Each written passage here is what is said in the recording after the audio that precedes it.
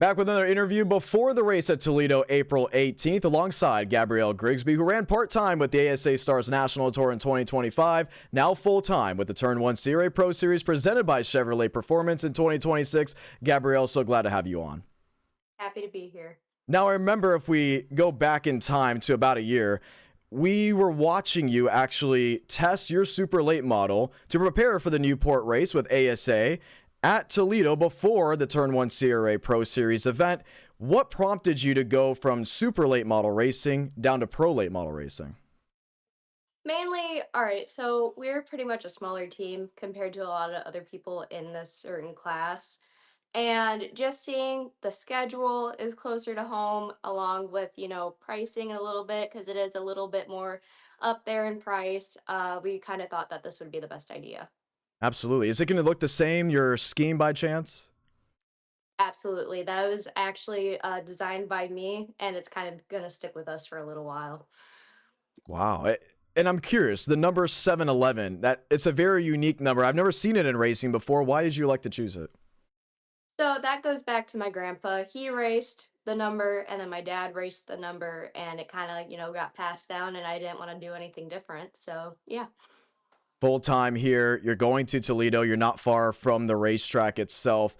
And this time getting ready to run with a select group of drivers that primarily race pro late models, but some of them also go up with the ASA Stars National Tour. Is there a new book, maybe changes that you're having to learn through this year compared to the history of 6 races you ran last year with ASA? So, our thought on it is mainly, it's going to not be as much of a fast pace, I guess you could say. Last year was kind of a really big learning curve. Obviously, we jumped from late model sportsman up to a super, a whole different change of pace. But we found this to be kind of in the middle. Everything is pretty much the same, with the car. But I mean, other than that, we kind of just thought, it'd be a little bit more of our pace right now.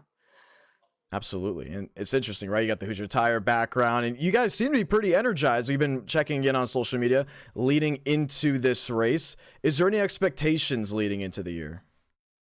So last year, we kind of, wanted to hang back, not really get in anybody's way. But this year, we're racing. This year, we're racing to get something. So yeah, pretty much that. Again, like I said, we're racing to get something. Like we're hungry. Right. And that's an interesting way to go ahead and put it because this season is going to be a little bit different from years past. We're going to go to Toledo and then we're going to go to Owasso. And then we actually have some new tracks on the schedule that I like how you mentioned that it's closer to home, and being in that Michigan, Northern Ohio region, it really does play well. But there are going to be some long hauls. How are you guys going to be challenged in that way as a smaller team? So unfortunately, because we are a smaller team, it's mainly just me and my dad, and then a couple other people that have really helped us out towards the end of last year. Um, and I will be in classes again. I'm graduating from the tech side at Uno, but now I'm going to be starting the business side. So really, just gonna have to be driving back and forth from classes to home, making sure the car is good. Because we do most of the work ourselves, so that's going to be the biggest thing is really making sure we're staying on top of it. What school do you go to? University of Northwestern Ohio. They're Oh, known wow. for their high performance program.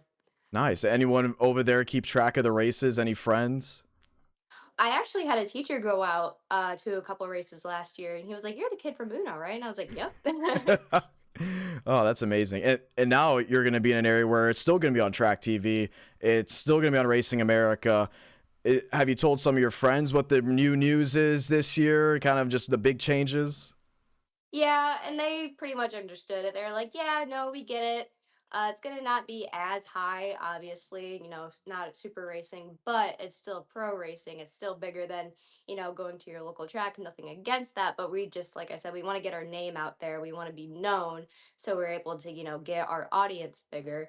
But no, we've talked with friends down at school, and they're pretty excited for us. You're heading into Toledo. I know that's going to be probably the big race for you of the season, with it not being too far.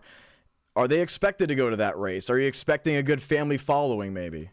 Oh yeah. I have people from, out of town coming in to come see this race just because they know that this is where we are most comfortable. Um, I have family, friends, all that coming in to see us. And then, I had a couple people last year when I did the ASA race for the Glass City 200 that were like, we've been following you for a long time and we're just happy that we got to see you. So, yeah. I want to also talk about the paint scheme because it just kind of popped in my head. You designed that paint scheme. How long ago did you design it? Why was that the intention? What kind of was the whole inspiration around it? So when I first started racing, when my dad was racing, we used to always spray the cars, paint them. I always ran purple, he always ran blue, and it's always been kind of a funny little battle between us. No, we want a purple car, no, we want a blue car. And I thought of that as, you know what, I can incorporate both. So I would have my purple, obviously, and then the checkered flag gradient with the blue. That's how I was able to incorporate the blue in there. And we never wrapped a card before, so I was like, I get to actually add a design that's going to be pretty cool and stand out. And it's always good to be standing out. So yeah. I want you to take us behind the wheel for a moment. You said Toledo is your most comfortable track. For most, they see it as a little bit daring, right? Those fast sweeping corners, the styrofoam blocks that cover turns 1, 2, 3, and 4. What makes that track a challenge, yet you're most comfortable behind the wheel? So I'd say it's more challenging because of that half mile. Like, you don't really get to see a lot of half mile tracks. Yes, they're out there, but nothing is quite like Toledo. It's more of a circle than a paperclip, I would say. So you're always turning. There's no real straightaway at that track. And the speeds that you get there. I mean, you'll see us go out there, or you'll see supers, or even like the sprint cars out there, and anything can happen at a half mile. I mean, it. Yeah, and we've seen it multiple times. It kind of just comes out of nowhere. And you mentioned that you're always turning. Does it get tiring at chance? Because it's a 100 lap feature. For some, they may be saying, oh, yeah, well, on the super late model side with the Glass City 200, you can tack on an extra 100 laps, but it's still 100 laps, and you don't get a guaranteed caution until after 50 consecutive green flag laps. You definitely have to, I guess, be in shape. You have to be prepared for it because again, you're always turning. You can't have a break where you go straight. Um, so yeah, I would say you want to be pretty much conditioned for it. Indeed. Getting ready to start out the season. Gabrielle Grigsby, so glad to have you full time with the Turn 1 CRA Pro Series presented by Chevrolet Performance. Thank you so much for coming on. Thank you.